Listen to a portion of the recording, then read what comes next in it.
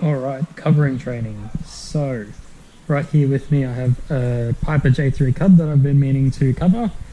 You can see that the tail has already been covered, very nice. Where to begin? So today I want to cover just this side, this right hand side of the fuselage. Materials, what I have with me is obviously the sealing iron. You want to make sure that this is super clean and adjustable. We have our covering film here. You always want to cut the piece that you want larger than the actual surface itself, so you can see that that covers it very nicely, and a lot of overlap just in case we make a mistake or something. We also want a very sharp razor blade. Sharp is the key word there. This blunt will not cut at all. And you want to make sure that you have very precise cuts when you're doing this. Another important thing is I have a few servos and a receiver in here. You want to make sure that the wires stay out of the way as much as possible. And yeah, so with our covering film here, we have two sides. We have our side which faces outwards. It's obviously the nicer side. And then this side, you can see it's more dull. This is the glue side. And it also has, if you can see, a thin plastic layer which covers and protects the glue from storing the film. So if we get that lined up nicely, we can see that yeah, it will all fit. And we also want to make sure that our wood here, or whatever we're applying the film to, is very nicely sanded. So what I did before I started filming is I went through with a variety of sandpaper. What grit is this? 120 grit, and then followed up by 400 grit. And honestly, I would not go more coarse than 400 grit before covering.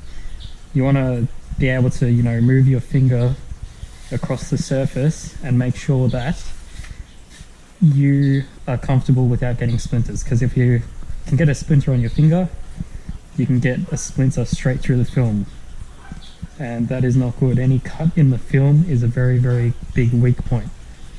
Alright, so we might as well get started. This has been heating up long enough. You can see that all irons are different. You're gonna have to get used to whichever one you have. A good spot for me is it's right in the middle, a little bit over. Number two, want it nice and hot and clean. Whatever is on your iron will end up on your film. Yeah, what was I gonna say? Usually irons come with a sock. I have unfortunately all run out of that, but it shouldn't make a difference. If anything, the sock makes less heat transmit through, and it's more of a pain in my opinion. But anyway, what we can do to get started is, just double check everything's all good, everything's out of the way, and we'll carefully peel the layer of, this can be a pain sometimes, but you want to get this plastic layer off.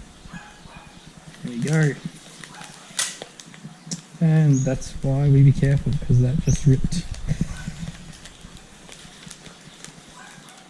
Alright, you'll notice when you're pulling this off that the tendency for the film to curl goes away.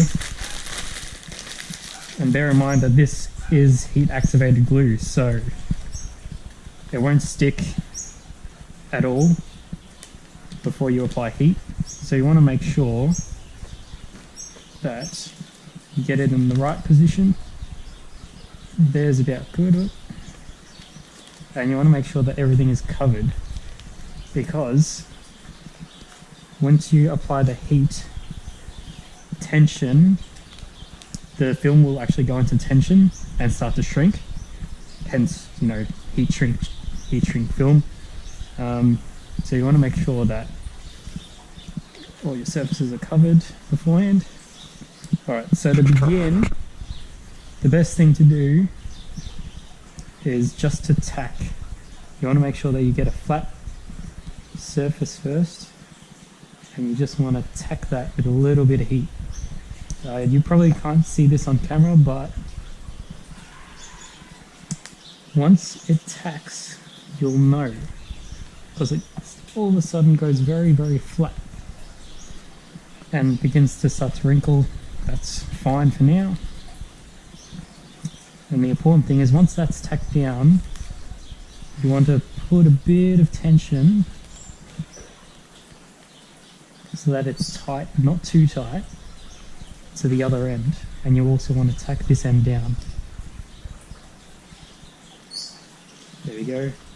And pretty much the principle of this is tack the outside first.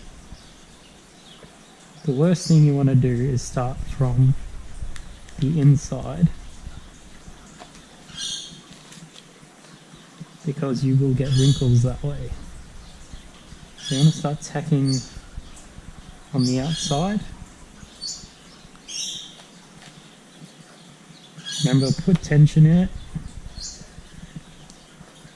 because the film will shrink, but it won't shrink too much, especially over where we have gaps. So you can see here that there's no wood actually here. It's going to tack to that stringer which is there.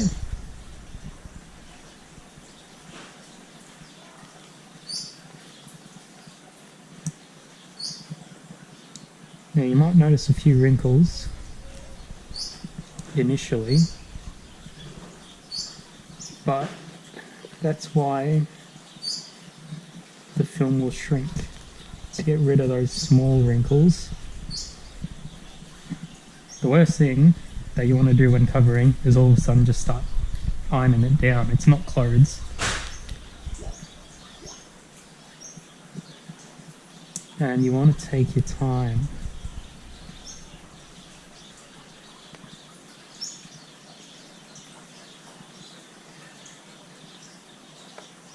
So pretty much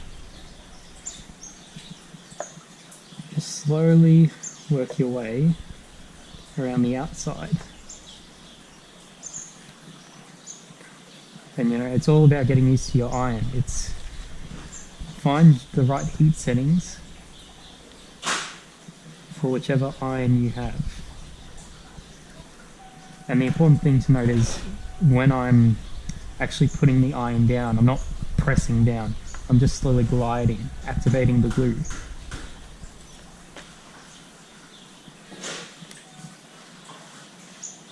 So now that most of the outside is tacked, you can start to glide more on the outside.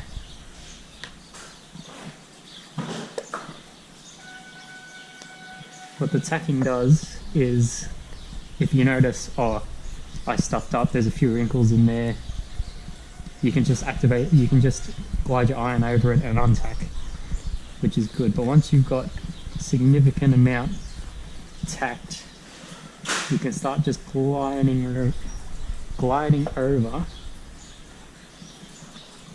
the outside.